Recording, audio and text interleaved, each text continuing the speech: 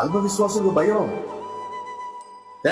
నా దేవుని పని ఆ రోజుకి నా దేవుడు ఇస్తాడు, ప్రైజ్లో అనేవాడికి దేవుడు ఇస్తాడు. ఇస్తాడా? మరి సంతుష్టి సహితమైన భక్తి గొప్ప లాభ సాధనమైనది. ప్రైజ్లో భక్తి లాభం కదా, ఆశీర్వాదం కదా.